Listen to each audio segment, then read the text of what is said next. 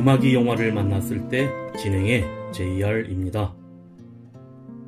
얼마 전 뉴욕타임스에 한국은 소멸하는가라는 제목의 칼럼이 실렸는데 로스 다우서트라는 칼럼니스트는 0.7명으로 줄어든 한국의 합계 출산율을 소개하며 흑사병으로 인구가 붕괴된 14세기 유럽보다 더 빠르게 인구가 감소할 수 있다고 우려했습니다. 인구의 파괴적 감소는 노인 세대의 방치, 황폐화된 유령도시, 고령층 부양부담, 총수요 소멸로 인한 경제 붕괴를 낳게 된다고 합니다.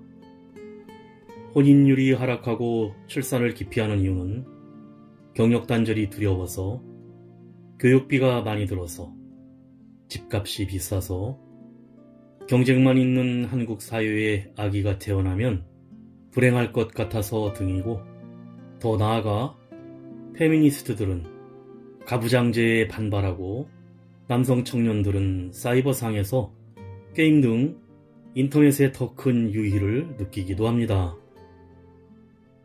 미국의 한 설문조사에서 삶을 가치 있게 만드는 것은 무엇인가 라는 질문에 한국인 응답자들은 물리적 행복을 1순위로 뽑았는데 가치의 핵심 기준이 돈이고 당연히 돈이 많아야 데이트도 결혼도 하고 아이도 낳을 수 있다고 생각하기 때문입니다. 하지만 집이 꼭 자기 소유여만 하는 것도 좋은 대학을 나와 꼭 정규직 일자리가 행복의 기준일 필요는 없다고 하면 아마 도덕적 훈계나 늘어놓는 한심한 사람으로 취급할 것입니다. 그래서 정부의 역할은 복지 증진과 출산 장려 정책을 꾸준히 지속해야 하며 청년들의 수도권 집중과 삶의 행복도 하락, 출산 기피, 돈의 가치가 절대화되는 것들을 줄이기 위해 지역에서 많은 일자리를 만들어 자신이 있는 곳에서 행복을 만드는 다양한 기회의 창출과 노력이 있어야 출산율 하락을 막을 수 있습니다. 또한 우리 모두가 과연 행복한 삶을 어떻게 만들 것인가를 고민해야만 우리나라의 인구와 경제 붕괴를 막을 수 있을 것입니다.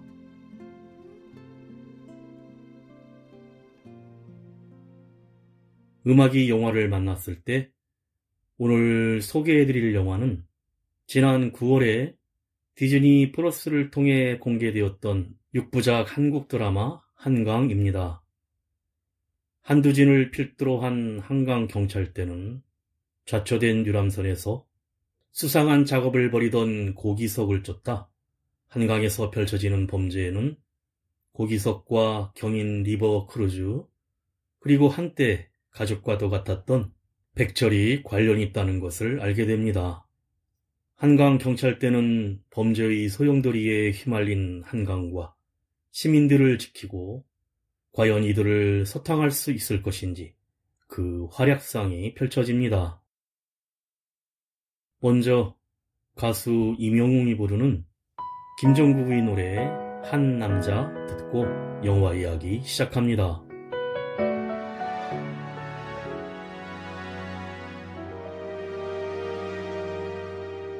참 오래됐나 봐 이 말조차 무색할 만큼 네 눈빛만 봐도 널 원이다는 네 친구처럼 너의 그림자처럼 늘 함께 했나봐 네가 힘들 때나 슬플 때 외로워할 때도 또 이별하고서 아파할 때도 네 눈물 닦아준 한 남자가 있어 널 너무 사랑한 한 남자가 있어 사랑의 말도 못하는 네 곁에 손 내밀면 꼭 닿을 거리에 자신보다 아끼는 널 가진 내가 있어.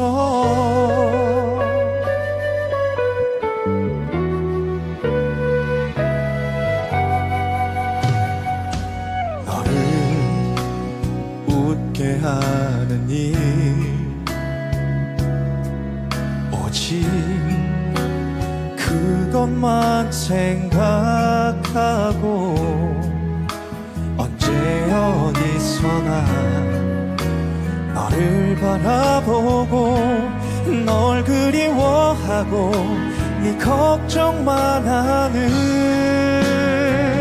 한 남자가 있어 널 너무 사랑한 한 남자가 있어 사랑의 말도 못하는 네 곁에 손 내밀면 꼭 닿을 거리에 자신보다 아끼는 널 가진 내가 있어.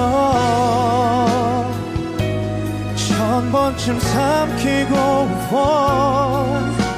또 10,000번쯤 추스려 보지만 말하고 싶어. 미칠 것 같은데 널 와랑 난 안고 싶은데 한 여자가 있어 이런 날 모르는 사랑받으면서 사랑인 줄도 모르는 나만큼 꼭 바보 같은 슬픈 널 두고 이 순간도 눈물이 나지만 행복한 건 너와 네가 곁에 있기 때문이야.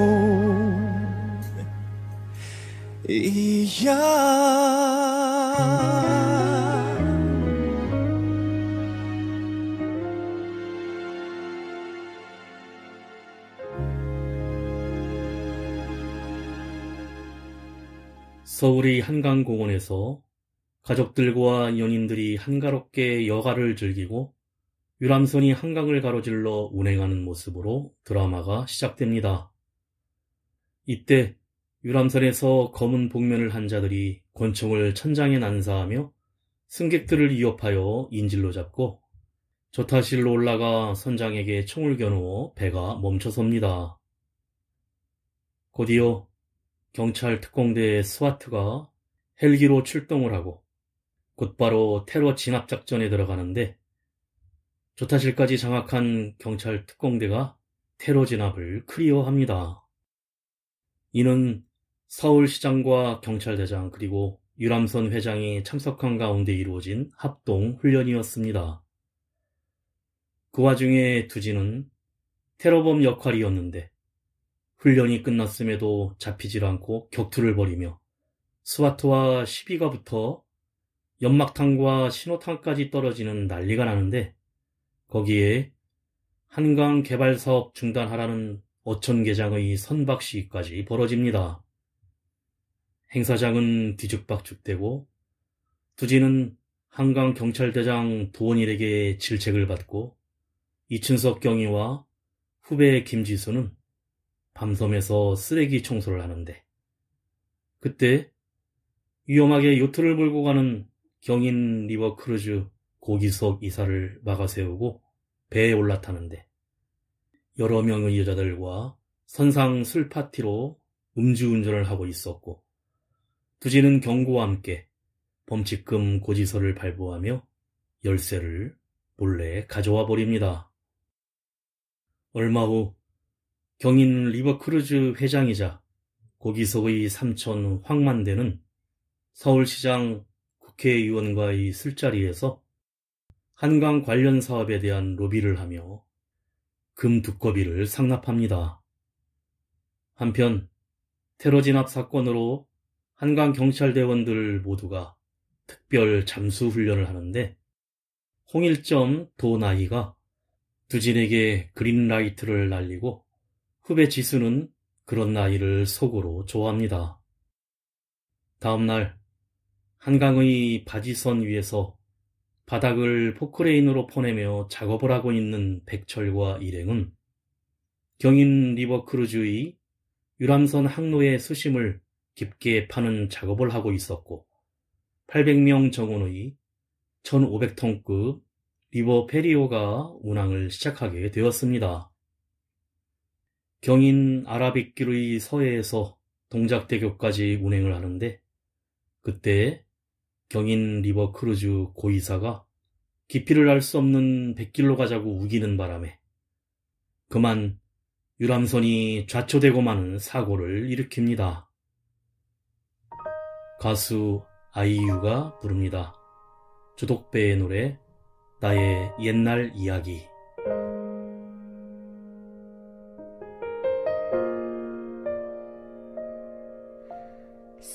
쓸쓸하던 그 골목을 당신은 기억하십니까? 지금도 난 기억합니다. 사랑한단 말 못하고 애태우던 그날들을 당신은 알고 있었습니까? 철없었던 지난 날의 아름답던 그 밤들을 아직도 난 사랑합니다. 철없던 사람아,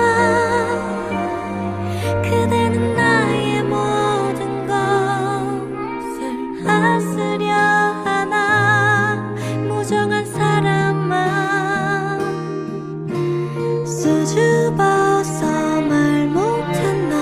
내가 싫어 말 안 했나? 지금도 난 알 수 없어요.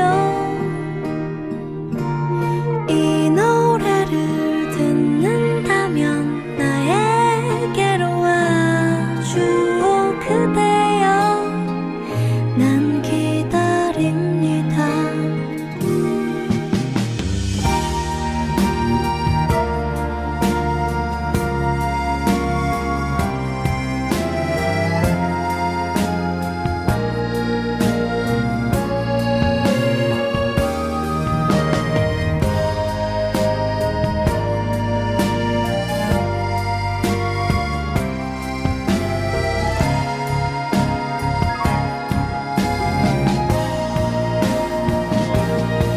무정한 사람아,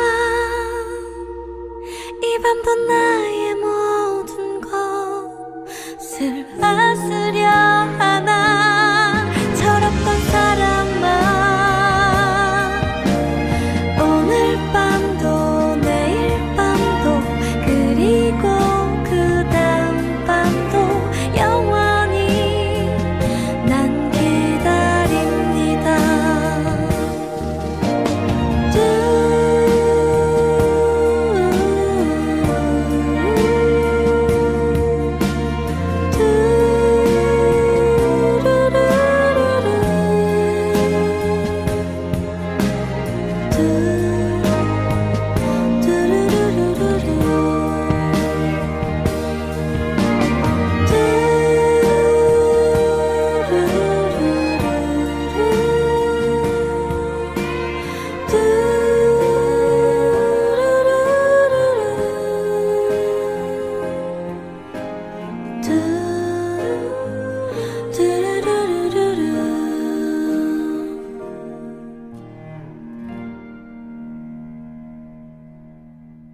한강 한가운데에 좌초되어 오도 가도 못하는 리버 페리오의 긴급 구조무선을 받고 출동한 한강경찰대 두진과 일행은 기울어진 배에서 승객들을 구조하기 시작하는데 작은 순찰선으로 겁에 질린 수많은 승객을 싣고 오가는 것에 한계에 부딪히고 고이사는 선장에게 좌초의 책임을 전가하려고 합니다. 이때 한강의 바닥 파기 작업을 하던 백철의 바지선이 다가와 기울어진 유람선에 가까이 붙여 승객들을 안전하게 구조하는데 친구인 이춘석 경위가 도움을 요청한 것이었습니다. 백철은 과거 한강경찰대에서 근무를 했었고 사정에 의해 지금은 그만두고 바지선 작업을 하고 있었는데 구조가 모두 끝나자 경인 리버크루즈 황 회장이 나타나 취재진에게 모든 치료와 보상을 약속합니다. 춘석은 백철이 도와준 것에 대해 한강 포장마차에서 고마움의 표시로 고기를 한턱 내는 자리를 만드는데 두지는 왠지 백철과 갖는 술자리를 불편해합니다. 두지는 같은 한강경찰대였던 형 원진의 친구며 결혼한 형수의 오빠인 백철 때문에 형이 죽었다고 생각하고 있었고 아직도 그날의 진실을 말하지 않는 백철을 원망하고 있었습니다. 거기에 형의 아들인 조카 준이는 난치병 진단을 받고 병원 신세를 지고 있었고 보험 적용도 안 돼 병원비가 많아 백철은 돈이 생기면 외조카 준이를 도와주고 있었습니다.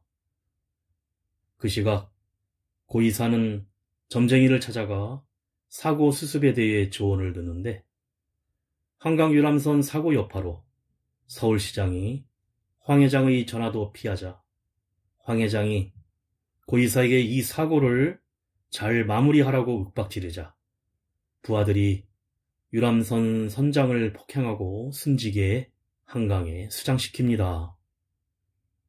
한편 한강경찰대는 유람선이 1m 정도 모래에 박혀있는 것을 수중탐사로 확인하고 대사리 때 한강 수위가 올라가는 10일 정도만 기다리자고 경인 리버크루즈 고이사에게 제안합니다. 그러자 고이사는 백철의 바지선으로 찾아가 판이 큰 일 하나 하자며 거부할 수 없는 일이라고 반협박을 하자 백철은 이번이 진짜 마지막이라고 수락하는데 유람선에서 나무 상자를 내리는 일입니다. 그때 한강경찰대에 수상한 물체가 발견됐다는 무전 신호가 들어와 출동하는데 바로 유람선 선장의 시체가 떠올랐고 두진이 확인하고 부검을 맡깁니다. 그런데 돌아가는 도중 쏟아지는 빛 속에 바지선이 유람선에 접근해 있는 것을 발견한 두진 일행이 확인차 다가가는데 백철과 고이사는 한강경찰대 순찰선이 다가오자 긴장을 합니다. 가수 김현식이 부릅니다. 빛처럼 음악처럼.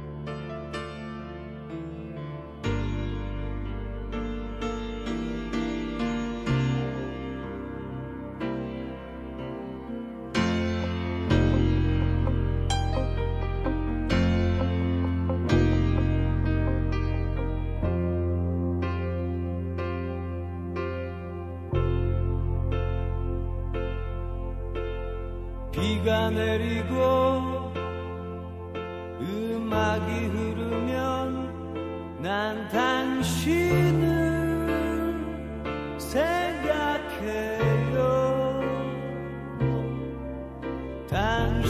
당신이 떠나시던 그 밤엔 이렇게 비가 왔어요. 비가 내리고 음악이 흐르면 난 당신을 생각해요. 당신이 떠나시던 그 밤엔 이렇게 비가 왔어요.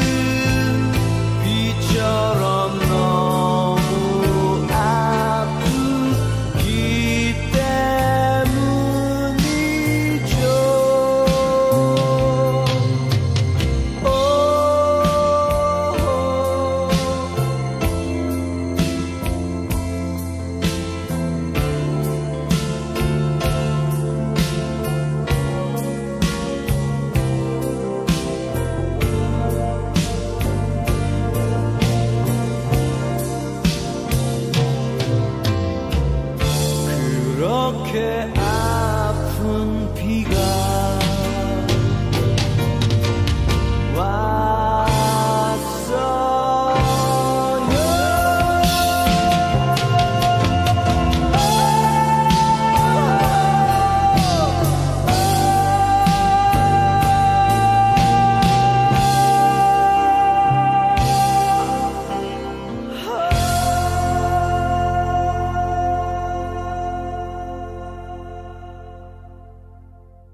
두지는 유람선에서 내리는 나무 상자가 수상했지만 그 속에 수입 랍스타들이 들어있었고 한쪽의 부서진 상자를 두진이 랜턴으로 비춰보는 순간 바지선의 지지대가 풀리면서 산소통이 두지를 덮쳐 물속에 빠집니다.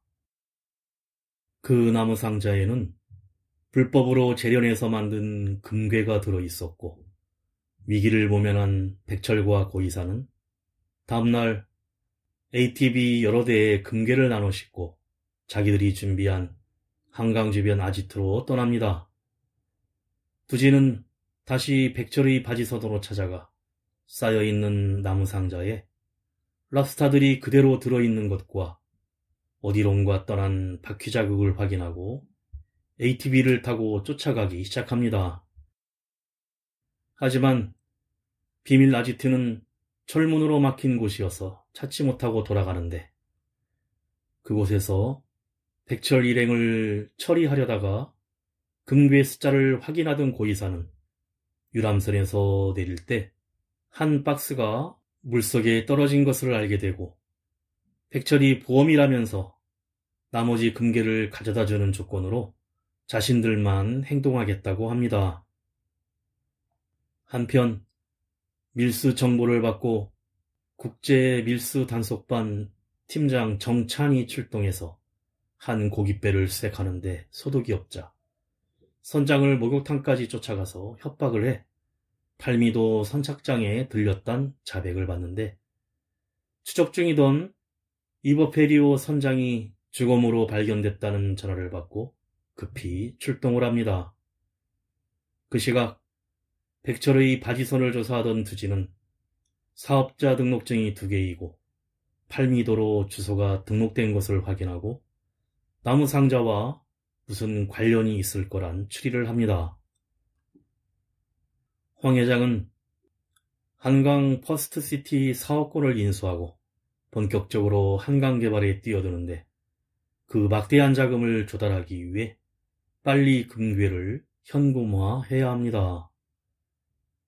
한 박스의 금괴가 비는 것을 채우기 위해 고이사는 더욱 악에 받쳐 백철을 압박하며 수아에게 제거하라는 지시를 내리는데 그때 한강경찰대의 밀수단속반 팀장이 찾아와 리버페리오 선장이 밀수와 관련된 살인사건인지 조사에 협조 요청을 해 두지는 순찰선에 태우고 동행을 하며 고이사를 찾아가 선장에 대해 묻지만 모른다고 잡아댑니다. 그런데 그곳에서 바지선에 고이사와 같이 있었던 부하 한 명이 사무실로 가는 것을 발견하고 쫓아갑니다. 가수 윤언니가 부릅니다. 날 사랑하긴 했었니.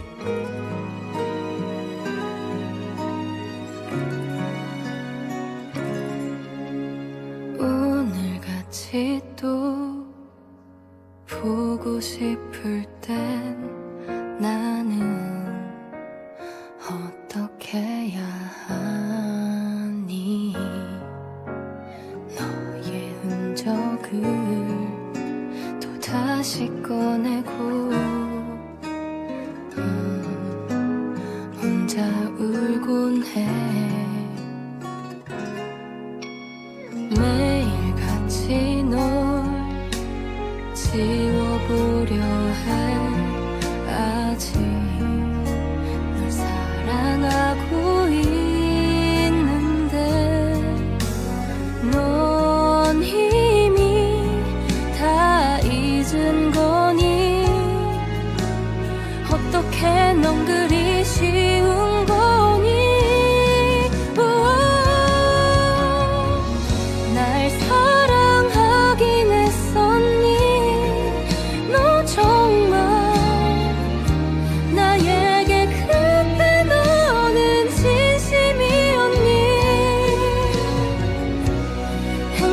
행복했던 기억만 남아 날 아프게 한 너를 어떻게 지우겠니. 내가 널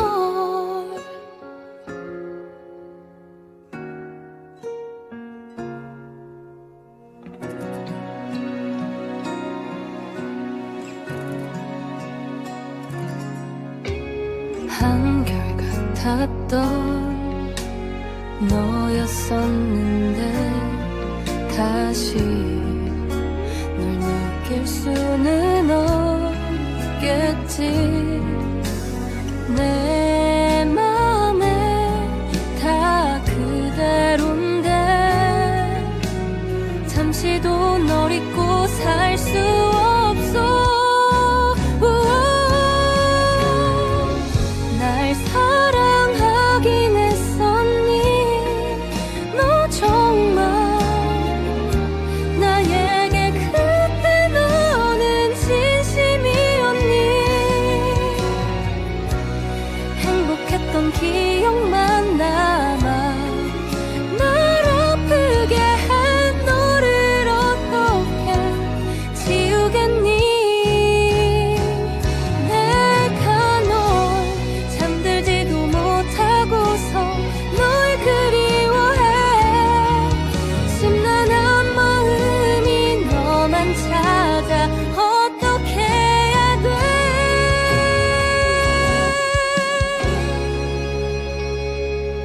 다 지울 수가 없잖아. 난 그래. 시간이 가도 그때 그 자리잖아. 눈을 감고 너를 떠올려. 다 그리워져. 다시 한 번만 보고 싶어. 돌아와.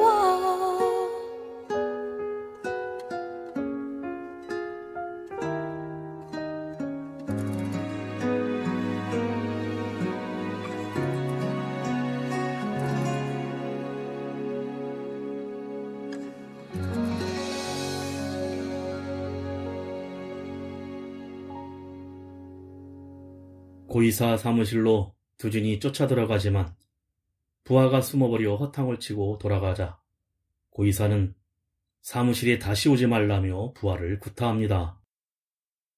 황 회장은 서울시장을 만나 한강 퍼스트시티 사업에 대한 MOU를 체결해달라고 요구하는데 그 자금을 준비하기 위해 지하 금고래의 큰손 최마담을 만나 1톤의 금괴를 거래하고 싶다고 제의하자 처음엔 거절하다가 수락하면서 만일 1톤에서 1kg이라도 비면 다시는 거래하지 않는다고 합니다. 밀수 단속팀장 정찬과 두진 일행은 팔미도로 순찰을 나가는데 그곳은 수입 랍스터 포장이 한창이었고 주물 공장에서나 볼 수 있는 용광로와 설비들을 발견하는데 일하는 일꾼 하나가 고이사 일행이 용광로 설비를 며칠간 빌렸고 빨간 연기 같은 게 났다고 합니다. 이는 금을 재련할 때 나는 가스로 경찰대장 딸 나이가 국제 밀수 단속반 팀장이 조사를 하고 있는 것으로 봐서 금을 밀수에서 재련한 것 같다고 합니다. 그래서 두진과 후배 지수가 유람선 부근 강속에 들어가 수색을 하는데 거기에서 나무 박스 하나를 발견하고 부표로 올려보냅니다. 그런데 그때 다른 잠수부들이 나타나 두진이 산소통을 벗기고 몸싸움이 나며 격투 끝에 금괴 박스를 빼앗기고 마는데 백철의 소행을 의심하고 바지선으로 찾아가자 이미 백철이 금괴 박스를 차에 싣고 있습니다. 백철의 차를 쫓아가던 두진의 차량이 추격 끝에 흙두덩이에 빠져 놓치고 그 시각에 투신자살을 한 시위하던 어촌계장을 구하지 못해 한강경찰대장의 질책을 받습니다. 그런데 황 회장을 찾아간 밀수 단속팀장 정찬이 고이사가 일 처리를 제대로 못할 것이라면서 자신이 도와줄 것이란 은밀한 제의를 하는데 바로 부패 경찰이었습니다.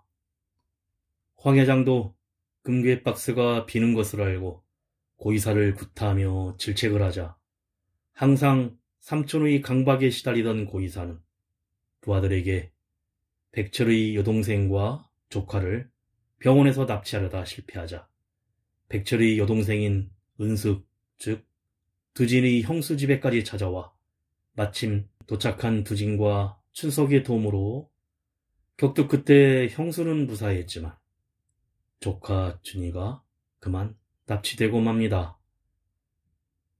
가수 잔나비와 이기림이 부릅니다. 누구나 겨울이 오면. 겨울이 오는 소리에 아침을 맞으면 밤사이 붙은 입술 첫눈은 그 위로 덮이는 립글로즈 창문 틈 사이로 오랜 기억이 날아들고 내게 겨울이 온다.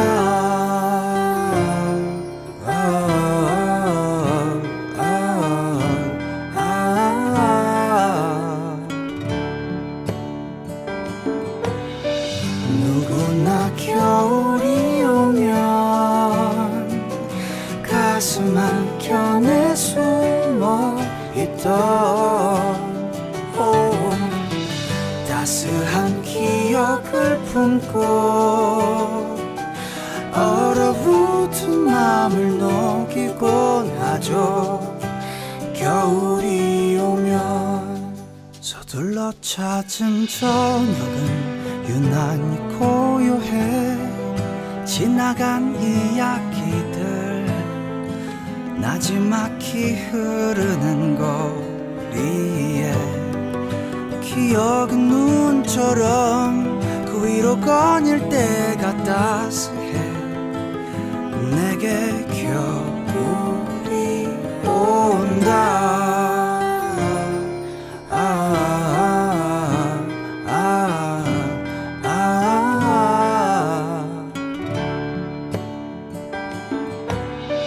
누구나 겨울이 오면 가슴 한켠에 숨어 있던 따스한 기억을 품고 얼어붙은 맘을 녹이곤 하죠. 겨울이 오면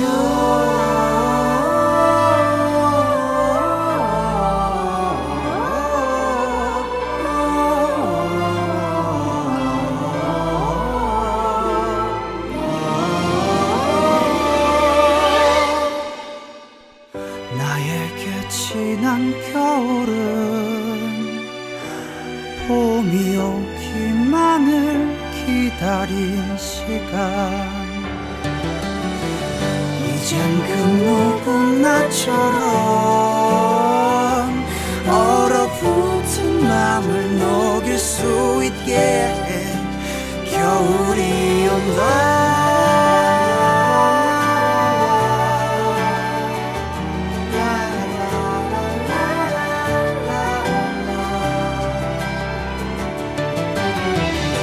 다시 찾아온 겨울. 이젠 나에게도 눈이 오는 날. 겨울이 오면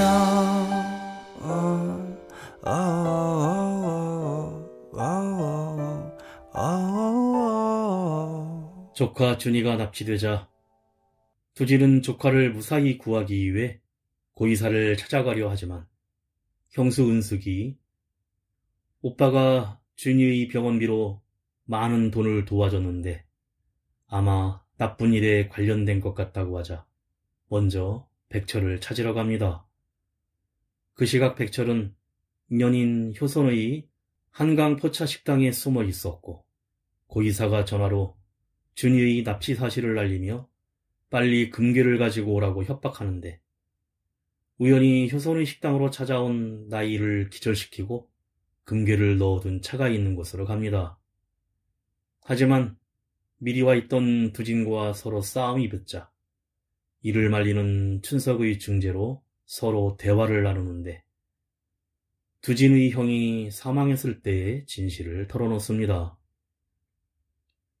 형 원진은 아들 준이가 태어날 때부터 난치병 판결을 받자 당장 수술비가 필요해 밀수를 도왔고 이를 알게 된 백철은 할 수 없이 원진을 도와 밀수를 하다 수중에서 산소가 부족해 형 원진이 사망한 것이었습니다. 범죄를 저지르다 사망했다는 사실을 알리지 못하고 자신도 경찰을 그만두면서 죗값을 치르고 있었던 것입니다. 하지만 현재 자기도 조카 준이를 위해 불법을 저지를 수밖에 없는 모순에 빠져 있습니다. 두진과 춘석이 잠시 빈틈을 보인 사이 백철 일행에게 제압을 당해 기절하고 금괴를 가지고 고이사를 만나러 떠납니다. 그 시각 부패경찰인 밀수 단속팀장 정찬은 최마담을 찾아가 황 회장과의 금괴 거래를 하면서 밀수 루트까지 확보하면서 딜을 하려고 하는데 그 자리에 황 회장도 도착을 합니다. 놀란 황 회장과 단속반 정찬은 껄끄럽게 같이 대화를 하는데 고이사가 금괴 거래를 다 망치고 있다면서 경찰인 자신이 밀수 뒷배를 봐주고 최마담은 금괴 거래 조건으로 유람선을 이용한 밀수 루트를 넘기라고 합니다. 가수 신혜영과 MJ가 부릅니다. 다시 겨울이 지나고 봄이 오듯이. 찬바람이 어느새 거치고 늘 기다리던 봄이 찾아와 오늘 지나면 괜찮아질 거야 삼켜냈던 눈물까지도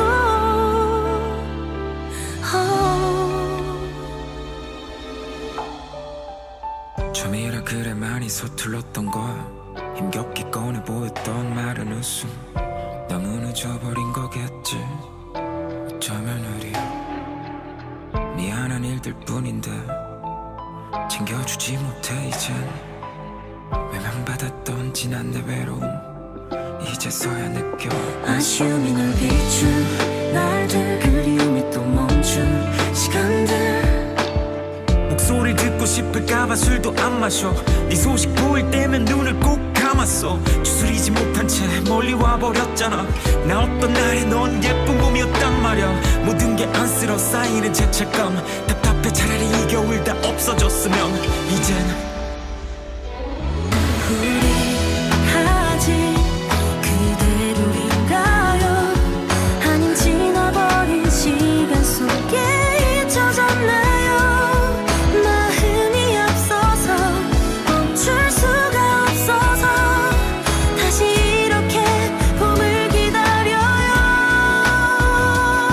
많이 아파 너도 나와 같다면 우리 약속했던 그날처럼 되돌아가요 매일 수없이 그리던 날을 몹시 추웠던 시린 겨울이 가고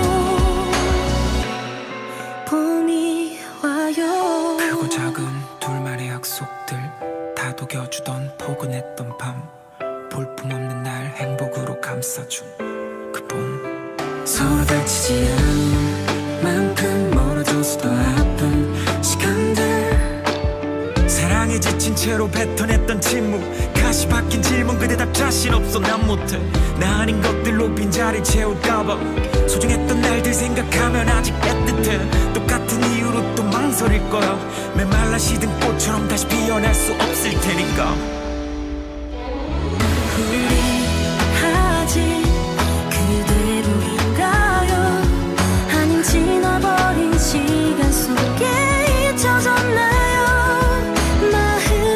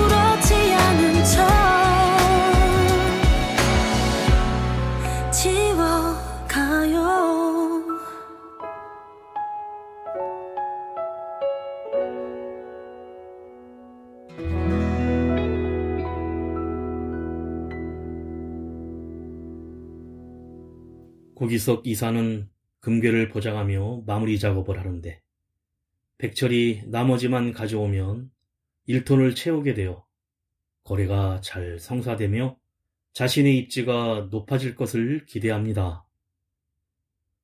그런데 또 하나의 사실이 밝혀지는데 조카 준이의 병원비를 책임지기 위해 백철이 그동안 세상을 떠난 친구이자 처남인 원진을 대신해 계속 고이사의 밀수를 돕고 대가를 받았었고 준이를 구하기 위해 이번엔 목숨까지 내놓을 각오란 사실을 포장마차 식당 효선이 나이에게 말해줍니다.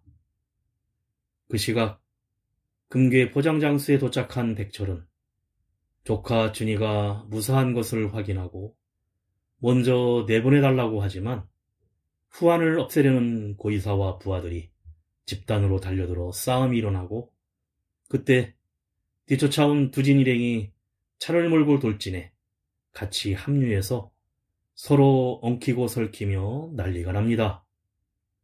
그 와중에 백철이 칼에 찔려 쓰러지고 그 순간 권총 소리가 울리며 밀수단속반 정찬팀장과 지원 경찰들이 들이닥칩니다.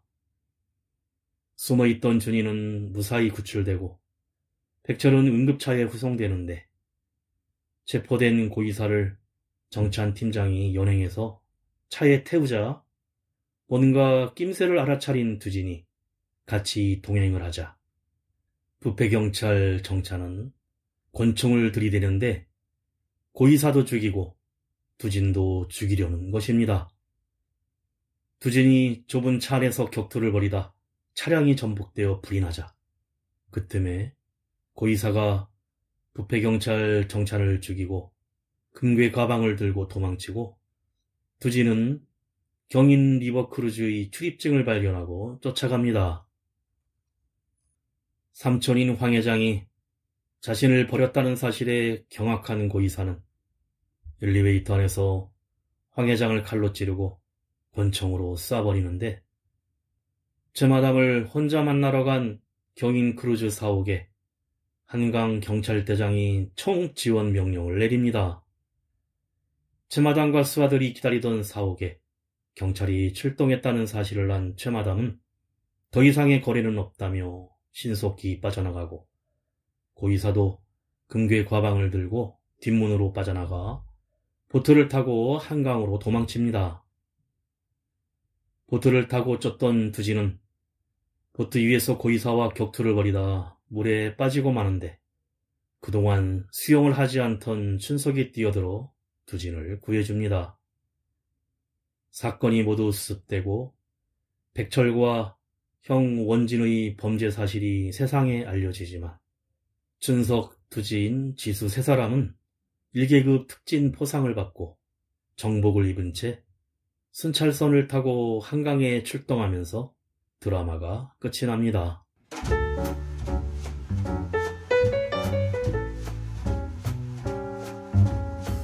대중들에게는 잘 알려지지 않은 직업인 한강경찰의 한강에서 벌어진 다양한 범죄 사건을 수사하는 과정을 만나볼 수 있는 스토리입니다. 유람선을 만든 경인크루즈 회사는 한강 개발 사업을 통해 한강을 서울의 대표 테마파크로 만들려는 계획을 세우고 있었고 하지만 이 사업 때문에 한강 바닥이 긁히고 장어잡이 그물이 망가져 어민들은 고통을 받고 있었는데 어촌계장이 시위를 벌인 이유도 이 때문이었습니다. 경인 리버크루즈는 한강 사업을 독점하고 있는 대기업으로 국회의원과 서울시장에 뇌물을 바쳐 사업을 확장해 1500톤급의 초대형 유람선을 도입합니다.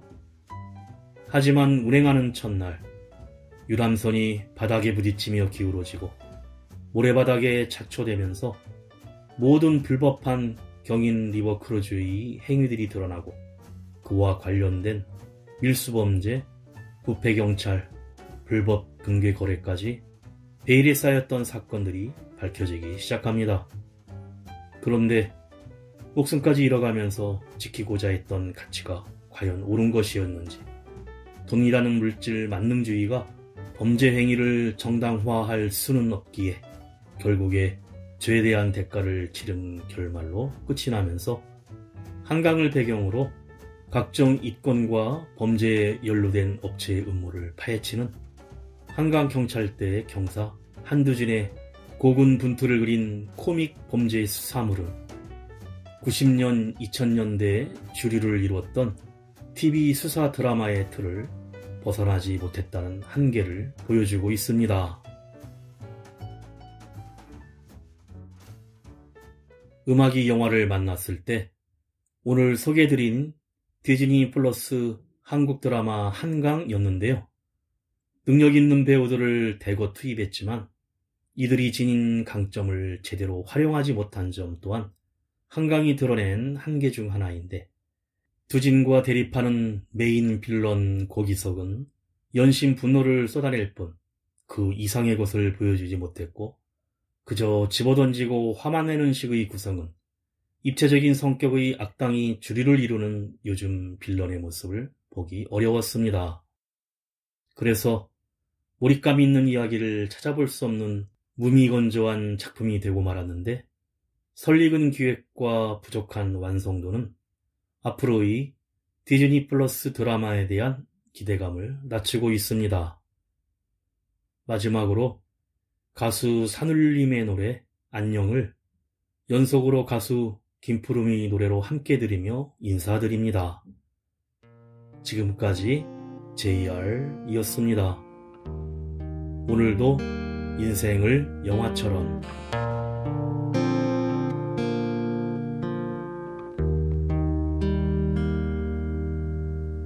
안녕 귀여운 내 친구야.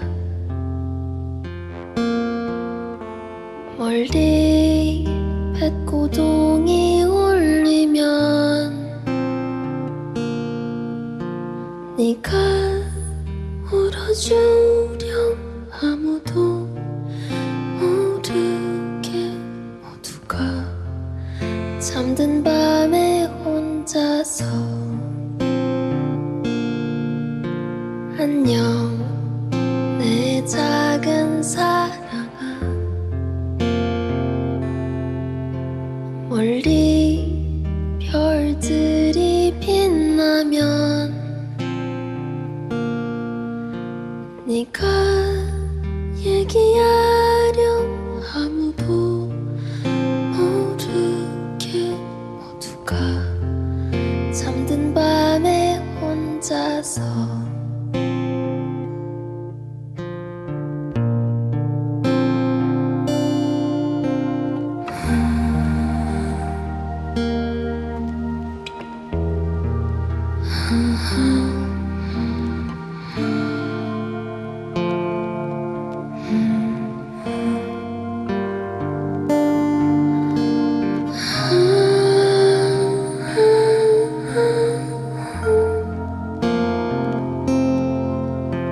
안녕 귀여운 내 친구야. 멀리 뱃고동이 울리면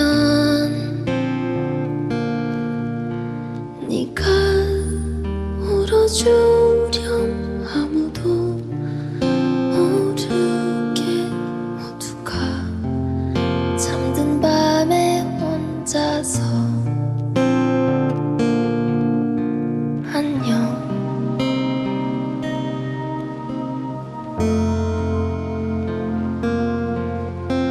안녕 안녕 안녕.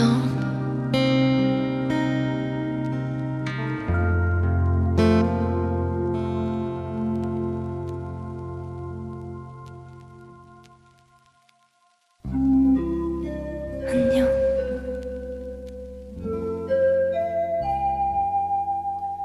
안녕 귀여운 내 친구야. 멀리 뱃고동이 울리면 내가 울어주렴. 아무도 모르게 모두가 잠든 밤에 혼자서 안녕 내 작은 사랑아 멀리 별들이 빛나면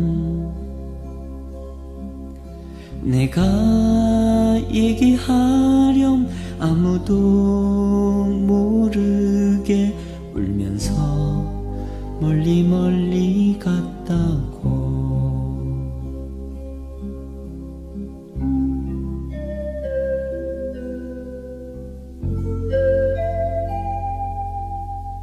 안녕 귀여운 내 친구야 멀리 백고동이 울리면 내가 울어주렴 아무도 모르게 모두가 잠든 밤에 혼자서 안녕 내 작은 사랑아